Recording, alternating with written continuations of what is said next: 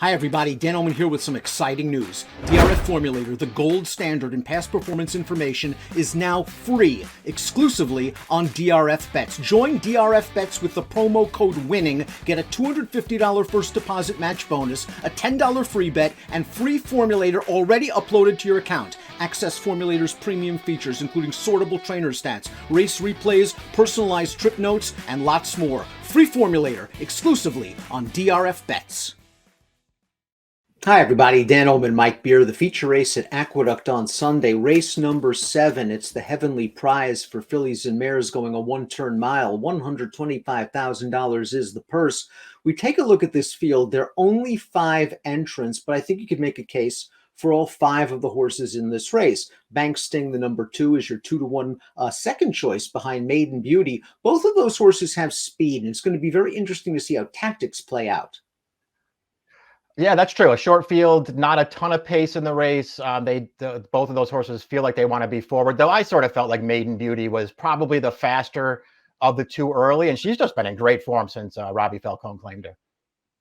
I agree, as does Timeform US. As we throw up the pace projector, they have Maiden Beauty with a slight advantage over Bank Sting after the first half mile or so. Maiden Beauty's just gotten really good since she's been able to make the early lead. But if this pace is fast, it might work out for a horse like the number 1 Sharp Star. She has obviously run fast races in her career, a 101 by her speed figure over course and distance back in 2020. She popped a 90 over a wet track in the Empire Distaff 3-back. And if we break down her last 2 races, maybe we can make some excuses. 2 back in the Go for One, she was just in very tough behind Lady Rocket, who exploded to a big win for Brad Cox. And then in the last race, the Bay Ridge, Mike, it was a race where Maiden Beauty controlled it on the front end.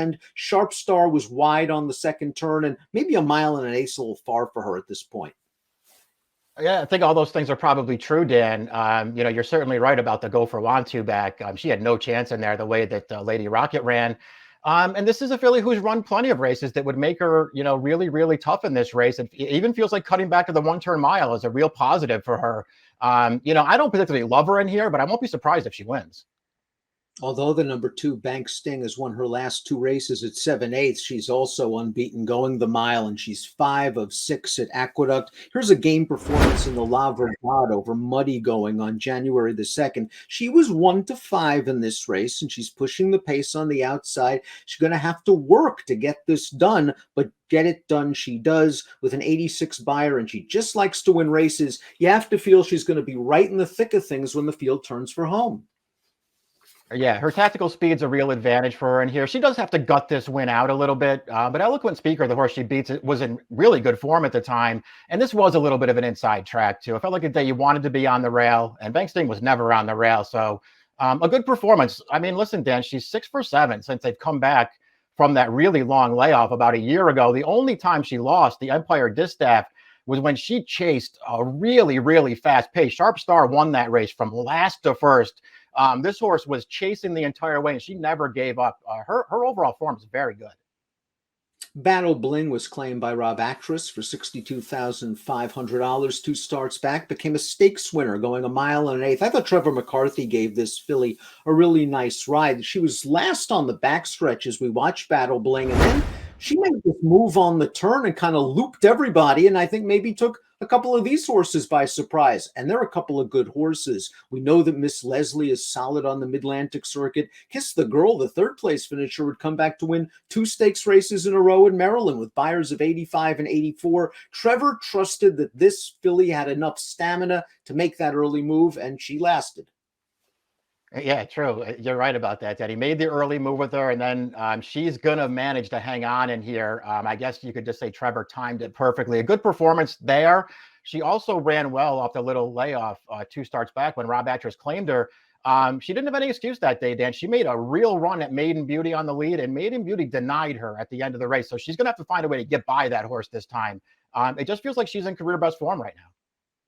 Maiden Beauty's won 5 races in a little more than a year. She's won 3 of her last 4, including this victory over Sharp Star in the Bay Ridge. And Kendrick Carmouche didn't take any prisoners, went right to the front, dropped the anchor going 49-3, and Maiden Beauty sprints on home to win with a career best 93 Beyer speed figure. Now, she's good on wet, she's good on dirt, she's good on fast dirt, she's good at this 1.125 miles. She's also good at a mile, and it's really all about, are they going to leave her alone to make an easy lead? Because if they do, in the form she's been in over the last year, she could take another. Yeah. If she gets loose in this race, she'll probably just win. We'll see if anybody decides to try to keep her honest in this race. Listen, even if they do keep her honest, Dan, it might not matter. Her recent form is really, really good. Another one who was in that Empire Distaff, the really fast-paced race. She chased it. She got tired. She surrounded that effort with 3 straight really impressive wins. The last 2, certainly the best yet.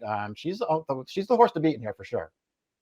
Truth Hurts, the number 5, going out for our buddy Chad Summers, is a multiple stakes winner. She's a tiny little thing, but she has a great big heart. She also wouldn't mind a wet track. She's 3 for 3 on wet. I thought her race in the Mrs. Claus might have been a little bit underrated, Mike.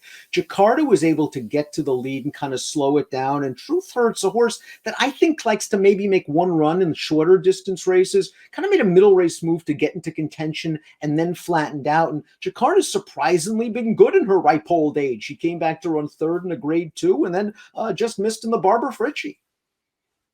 Yeah, no, this horse, you're right. This horse didn't run terribly in that Parks race. It probably did a little more chasing than she really wants to do. Her go for one, 2 back. She's in that same go for one we already talked about, Dan. It wasn't even a poor performance. She just had no chance to win that race the way that it was run. She's really underrated. This isn't necessarily an easy spot for her, but she's not overmatched. Let's take a look at our top picks for the Heavenly Prize Invitational. It's the feature race at Aqueduct on Sunday. Bank sting for Mike. She loves to win races. She's won 6 of 8. She has tactical speed. She's going to be real tough. Yeah, she's supposed to be. Maiden Beauty, I think she is the horse to beat in here on the lead, but I think Banksteen can keep her within range. I'll take a shot with her. Maiden Beauty's just been a hard hitter recently. I think maybe she can get the jump on them turning into the stretch. It's all about whether she gets that all-important breather on the backstretch and is enough to sprint on home. Should be a fun race, even with only 5.